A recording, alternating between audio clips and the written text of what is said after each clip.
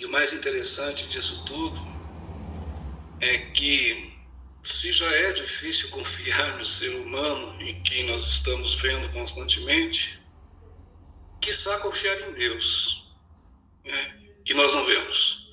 Seria a mesma coisa lá, como a palavra diz, no conceito de como é que nós podemos amar a quem nós não vemos? Nós vemos ao passo de amar a quem nós não estamos vendo. Então, é mais ou menos esse princípio, com um diferencial que nos leva a exercer a nossa fé de maneira a confiar em quem nós não vemos. Eu até quero me valer aqui de mais 2 versos, acrescentando aos versos do pastor Valdex em meio ao livro. Quero colocar mais 2 do profeta Jeremias em meio a esta lição, que diz assim, amados e amadas: enganoso é o coração, mais do que todas as coisas, e desesperadamente corrupto, quem o conhecerá?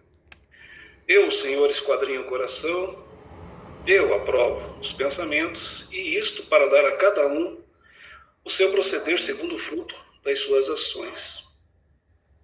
E Jeremias ainda vai um pouquinho mais longe no capítulo 17, verso 5, que diz assim: maldito o homem que confia no homem, e faz da carne o seu braço, e aparta o seu coração do Senhor. Olha só que profundidade, né? Se nós agregarmos junto com os demais versos que fazem parte dessa última lição, nós vamos ver que tudo tem uma base contextual em confiança, em ter fé, em crer no Senhor, em crer em quem nós não vemos, em crer em quem apenas nós sentimos pela ação do Espírito Santo, pelo amor que o Senhor Jesus Cristo nos direciona, nos ensina a seguir, enfim, confiar sem ver, acreditar sem ver, ter fé sem ver. E isso nos leva a um aprendizado maravilhoso, porque ter Deus dentro de nós já é uma forma inicial de nós aprendermos a confiar nas boas coisas que o Senhor tem para as nossas vidas. E aqui eu dou a abertura, então, ao ensino de hoje, pegando para nós o atestamento do autor do livro, que literalmente diz assim: Deus não é um gênio da lâmpada para conceder os nossos desejos. Obviamente que o autor não diz dessa maneira, mas eu quis acrescentar um pouquinho disso, entende? E obviamente que ele não está aqui para conceder os nossos desejos, mas sim pela nossa fé eficaz. Cumprirá em nós a sua perfeita vontade. Então, nós devemos ter a característica de acreditarmos que, em exercendo a nossa fé, Deus cumprirá a sua vontade em nós. Quero também aproveitar um momento que ontem eu estava vendo um vídeo, eu até estava dando uma passada nesta lição, e em meio a um descansozinho eu acabei vendo um vídeo no Facebook de uma pessoa onde um pai dançava com o seu filho cego. Interessante isso. O filho cego, inclusive com os olhos fechados realmente, lacrados assim pela pele, cego, e eles são indianos, e o pai estava dançando com ele, fazendo uma apresentação, e o menino imitava os gestos do pai, confiava na segurança do pai, e, inclusive nos momentos de risco, né, porque a dança, a apresentação tinha uns momentos de risco, onde o menino se atirava em direção ao pai e o pai o amparava. E eu trouxe aquilo para mim, vendo a confiança do filho em relação ao seu pai físico, ao seu pai carnal, e trouxe para o nosso contexto de hoje, da nossa confiança que nós devemos ter, ainda que cegamente, no nosso pai espiritual, que é o nosso Deus, é o nosso Criador, e mesmo em nosso Senhor Jesus Cristo, que é o nosso advogado fiel, é aquele que intercede por nós, é aquele que exerce a nossa defesa, nos concede uma graça imerecida, enfim, é aquele que está pronto para estender as suas mãos no momento em que nós estivermos caindo, no momento em que nós estivermos em dificuldade, em adversidades. Nós devemos crer, ter plena confiança, que é o objeto dessa lição, de que Deus está ali prontinho para nos amparar, para nos segurar, para nos colocar no seu colo, nos dar carinho, nos dar afeto, e como pai que é de nós. E nós temos esse exemplo aí de pai que somos também, ou até mesmo de mãe que somos, de nossos filhos, aos quais nós amparamos nos momentos em que eles precisam. E eles, por conseguinte, acabam que confiando em nós, porque nós somos seus genitores, enfim, somos aqueles que estamos no seu dia a dia, os amparando em meio às suas dificuldades peculiares, particulares, ali, dificuldades de filho. E assim nós também somos para com o nosso Pai maior, que é o nosso Deus. E para isso, nós temos então que exercer a nossa fé que faz com que nós aproximemos do Senhor com confiança, com um apego exemplar, voluntário, que tão poucos têm. É muito difícil ver essas características no seio dos evangélicos do dia a dia, né, nos dias de hoje. Já era difícil nós vermos isso antigamente, aí até a Bíblia, em algumas partes, atesta essa incoerência do ser humano em relação a Deus, e hoje, obviamente, não é diferente. Então, como aquele menino que dançou com o seu pai e se apegou mesmo sendo cego, sabendo que seu pai estava ali para o segurar, assim Deus é conosco, né? Ainda que nós não o vejamos, devemos confiar que Ele está com suas mãos segurando as nossas e nos guiando em meio às adversidades rumo àquilo que nós queremos, rumo a uma vitória, né? Rumo a uma cura de uma enfermidade, rumo a tantas outras coisas que nós sempre buscamos do Senhor. Ressalto também, amados e amadas, que muitas pessoas fora da realidade cristã não têm essa perspectiva. E quando nos veem exercendo essa confiança ímpar em Deus, por vezes elas desdêm de nós, duvidam de nós, nos desafiam e nos consideram como inconsequentes e, por vezes, obtusos, né, obsoletos. Tem pessoas que acham que nós seguimos uma coisa obsoleta, uma coisa que está presa ao passado e que não vale para os dias de hoje.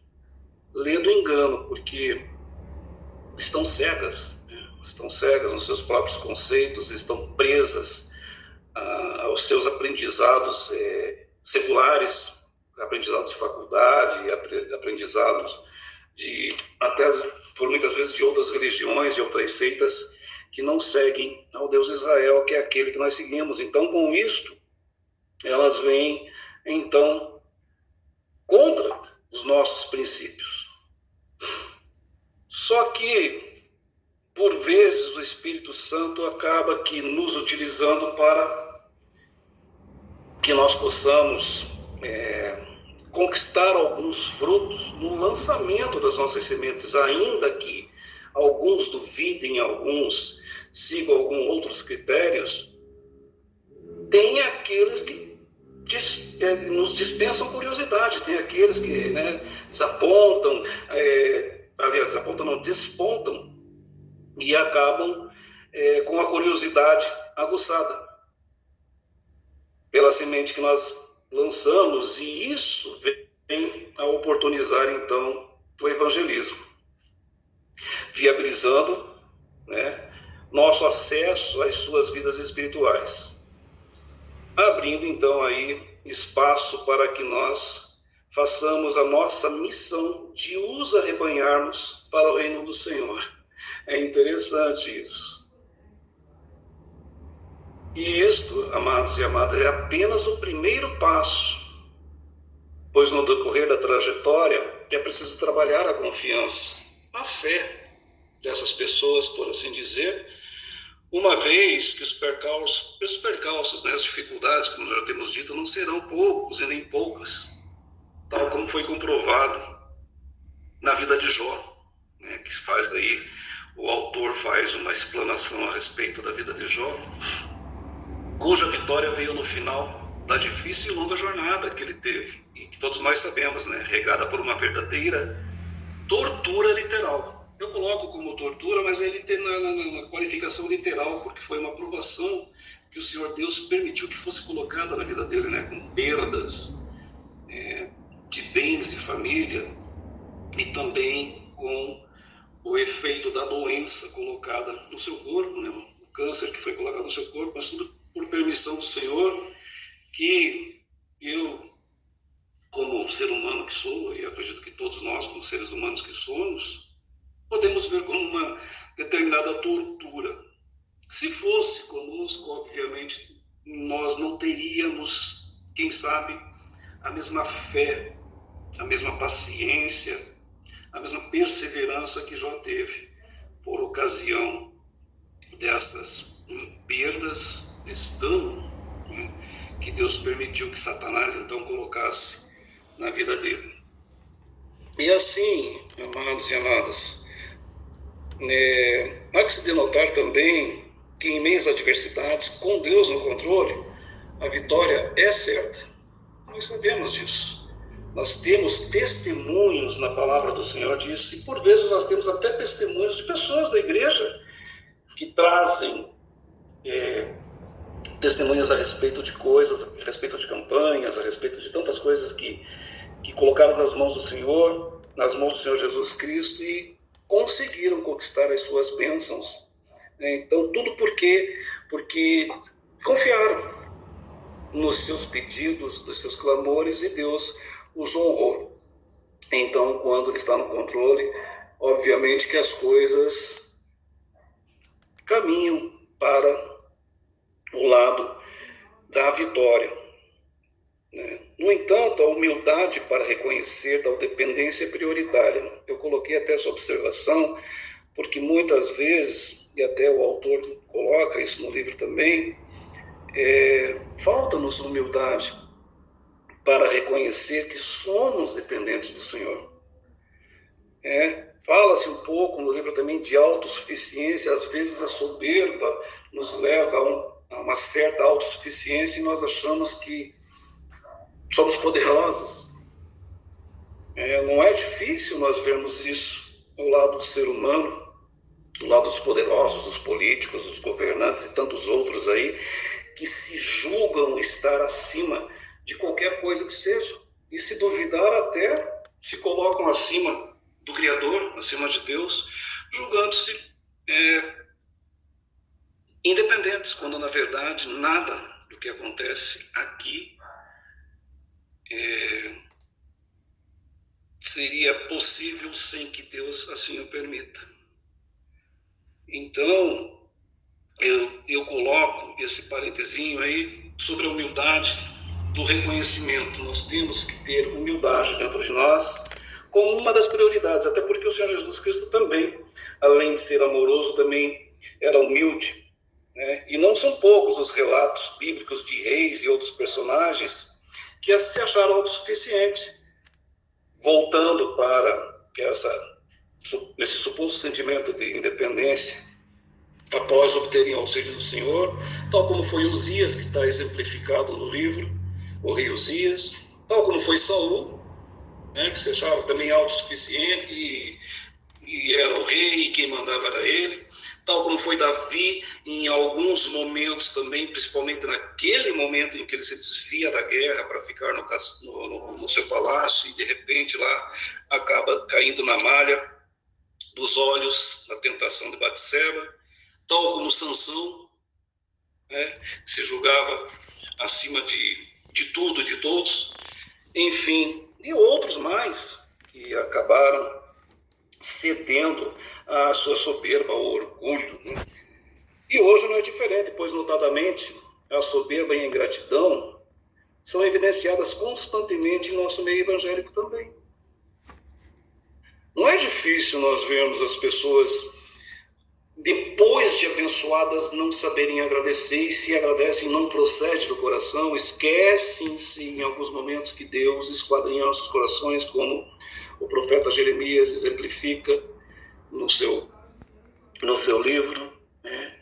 E acabam que não agradecem, acabam que se ensoberbecem, se acham os tais, quando tudo que procede de Deus na nossa direção são dons que Deus nos dá, e não que surja de nós involuntariamente, ou que nós nos formemos para isso. Nós temos que ter, evidentemente, consciência de que tudo que nós temos procede do Senhor.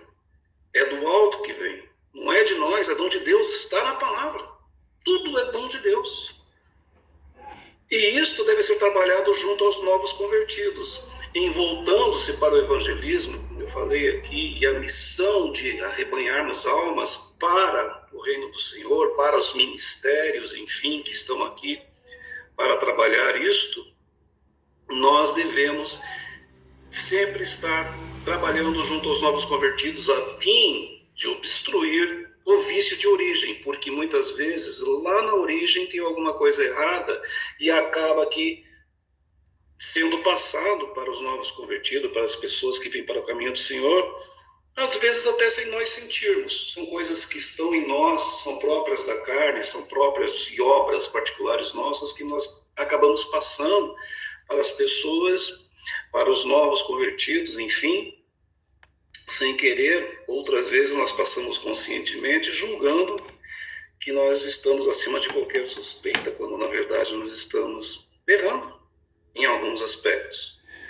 E para isso nós temos que estar adequados com a palavra do Senhor, dentro do contexto da Bíblia, né? Dentro do contexto da palavra do Senhor, aí até como o pastor Valdex vai vir aí já em seguida com o discipulado, né? O discipulado, evangelismo, enfim, o que nos leva a trabalharmos esse lado do ensino, de prepararmos as pessoas devidamente para que nós saibamos como agir em determinadas circunstâncias, enfim.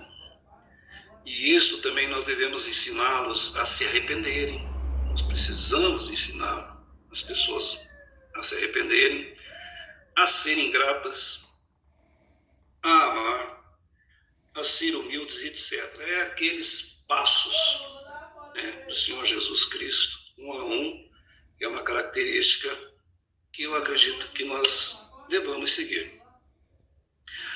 Outra característica a ser levada em consideração é a consciência plena de que o nosso sucesso depende da vontade de Deus, é o que tem sido constantemente trazido, né, nas palestras aí que têm sido dadas. Tudo depende da vontade do Senhor, que é mais perfeita do que a nossa. Para isso, amados e amadas, basta crer e pedir, tendo em mente que os planos do Senhor não são exatamente os nossos. Às vezes nós fazemos um plano que não está na vontade de Deus, e de repente a coisa acontece de uma outra maneira e nós acabamos que não aceitando, porque era daquela maneira que Deus queria e não da maneira que nós achamos que aconteceria. Então nós temos que ter em mente que a vontade do Senhor é sempre mais perfeita do que a nossa. Então, por isso, cabe a nós pedirmos a sua orientação, em oração, obviamente, como nos alerta o escritor Charles Stanley, né, referenciado no livro, o livro objeto desse ensino. Não sejamos nércios a ponto de nos julgarmos independentes, ou que temos tudo quando nada temos. A exemplo da igreja de Laodiceia, que está citada no livro também. Eu, particularmente, não gostaria de ser morno, mas não quero ser morno. Ou é quente ou é frio, mas morno não dá. Seria basicamente como ficar em cima do muro. Não vai nem para um lado nem para o outro, quer caminhar. Como se fosse um equilibrista, né? Para não cair nem para um lado e nem para o outro. Eu prefiro ficar no meio, mas eu não quero ir para nenhum dos dois lados. Então acaba que nos comportamos como a igreja de Laodiceia, ali onde o Senhor Jesus Cristo abre as nossas mentes, né, a respeito do erro. Aliado a isso, ainda temos o provérbio 11, diz que a autossuficiência leva o homem à soberba, mas com os humildes está a sabedoria. Olha só, amados, interessante isso, né? A sabedoria caminha com os humildes, e isso está registrado aí por Salomão.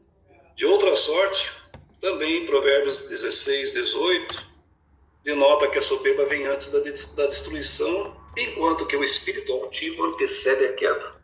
O espírito altivo, né, aquela